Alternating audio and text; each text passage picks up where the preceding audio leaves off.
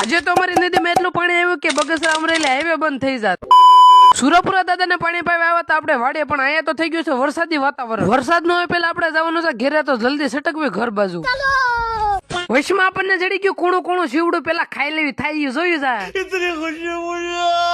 જો કરી શીવડા ખાવાનું થઈ ગયો વરસાદ ચાલુ. શીવડું કદાચ ન ખાધું હોત તો અત્યારે ઘેરે ભૂગી ગયો હોત. અબે સાલે વરસાદ એટલો બધો ફૂલ આવતો નથી તો ઘેરે ભૂગી ક્યાં તો પલ્લી જાય એટલે થોડીક વાર ખમી જાય. 8:30 વાગે આવ્યો છે પણ આ વરસાદ રહેવા નામ જ નથી લેતો. વરસાદના ખમાસર નદીમાં આવ્યું છે બહુ જાજુ પાણી ઉપડ્યા જોવા. વરસાદ તો ગામમાં હતો પણ ઝીરી ઝીરી હતો, પણ પાણી આવ્યું ક્યાંથી?